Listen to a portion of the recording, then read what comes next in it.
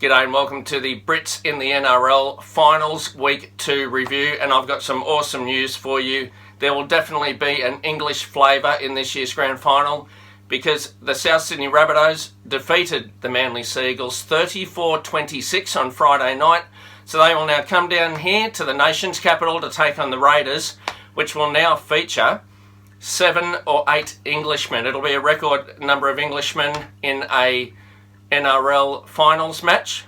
You've got Josh Hodgson, Elliott Whitehead, John Bateman and Ryan Sutton if he plays for the Raiders, and of course the 3 Burgess brothers. And I've been reliably informed Campbell Graham, due to his father, is eligible for Great Britain or England, I think it is. So anyway, whether he's put his hand up, I'm not sure. And you also have Wayne Bennett potentially making it as coach of the Rabbitohs. Now, the Burgess boys, it was a struggle. They come out of the blocks flying. South Sydney led 10-0 after about 15 minutes. They hit the ground running against the Seagulls, and it really looked like a matter of how many. But it came to half-time, and Manly had bounced back, and then right on half-time, the Bunnies scored to lead 18-16. Now, Wayne Bennett, he's getting a bit old, a bit doddery. Wayne had not been happy. In fact, he'd cracked the shits. He'd actually gone down for the halftime speech and didn't see the last minute try that got them in front. So he's given the Henry V speech thinking they were behind. So he's given it to his team at the end of the halftime we're behind speech. Sam Burgess has gone up to him and said, Coach, you know we're leading. And he went, what? Oh. And apparently Wayne's gone back and then said, all right, keep going, bring it home. So there you go. Wayne, I hope Wayne remembered where his house was. And Wayne, in case you're watching, you're playing in Canberra, not Sydney next week. For the Burgess boys, Sam was not at his best, I got to admit, and he was part of the right side defence of the Rabbitohs who just got torn to shreds. They've really got to focus on that this week. Adam Reynolds was just a turnstile all night, and with Dane Gagai and Sam just couldn't plug the gaps. So they've got some work to do, but Sam did produce one of the try-saving tackles of the season. How he kept Brad Parker up, I have no idea. Now, Thomas Burgess was sensational in the middle of the field, and he ran for 156 metres, over 40 post-contact metres. That was in just 46 minutes of play. So his minutes really increased, but George only played for about 15 minutes. So I'm expecting George to get a heap more game time this week against the Raiders. And they'll need George and Thomas at their best because they'll be up against Josh Papali in the middle. Now, there was a lot of controversy in this victory as well. Manly were up 26-20 when Jake Trbojevic became the 3rd player to be sin-binned for the night. It was a sin-bin-a-thon. He ran across, he was chasing a break, and he came across the back of Dane Gagai, just grabbed him on the jersey and gave him the tiniest tug, but the reason Gagai went down was Jake had accidentally run across the back of his legs. I thought a penalty was sufficient, and Des Hasler blew up Deluxe because that sin bin turned the game. The Rabbitohs scored 2 tries. Cameron Murray, who was sensational, brought home the winning try, and it was all over. And you could see Des Hasler on the phone saying, where's Graham Annesley? Where's Graham Annesley? I want to talk to him. He was blowing up Deluxe, and it was a sad end to Manly's brave season. But the Bunnies live to fight another day, so the Burgess boys have to fire up again, pick themselves up off the canvas. They only just scraped through, and boy oh boy, they're going to have to lift next week against the Raiders. I'll have a preview for that game in a couple of days.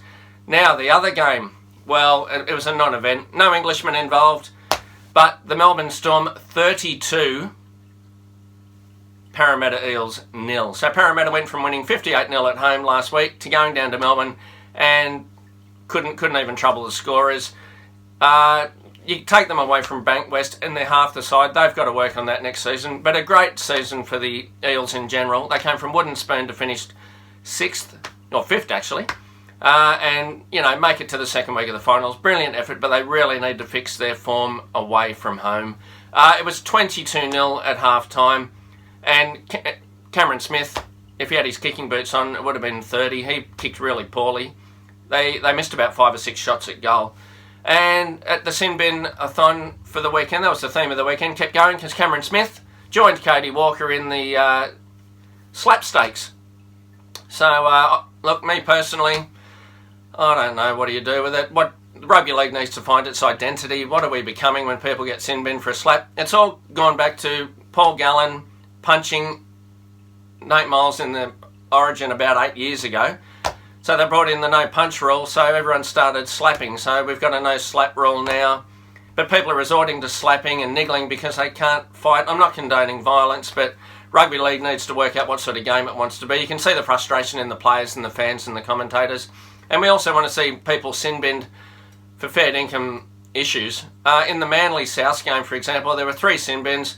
Cody Walker for the tiniest little slap after Jack Krzyzewski has whacked some guy in the ground 3 times. Apparently that's okay, but you can't do a little slap. Work it out. I would have either bin both of them or just play on, please. Now, Brad Parker trip, that was a definite sin bin offence.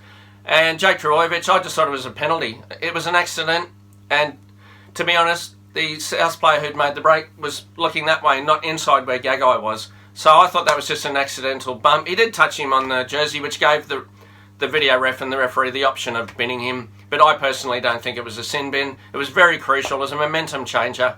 But it's all fish and chip wrapper now. Souths have moved on. The Melbourne Storm were brilliant. They just come flying out of the blocks. Parramatta were just rabbits in the headlights. They were not at the races at all. It was just panic stations. They were down 12-0 within about 10 minutes. They were making mistake after mistake, missing tackle after tackle. It was a really poor performance from the Eels. You could tell the Storm was stung by last week's loss to the Raiders, and they have now set up a grand final replay of last year. They're up against the Roosters at the SCG. That will be an absolute brilliant game. Can't wait for both these semi-finals. They'll be absolute crackers. So that's it for this week's Brits in the NRL. From a British point of view, the star was Thomas Burgess. But the main thing is we've got the Raiders, Rabbitohs grand final qualifier, which means there'll be an English flavour in the grand final. That's great news. And the other semi-final will be the Storm and the Roosters at the SCG. 2 cracking games. The top 4 teams have made it to the final 4. Get ready, get set. I'll see you in a couple of days for a week 3 preview. See you later.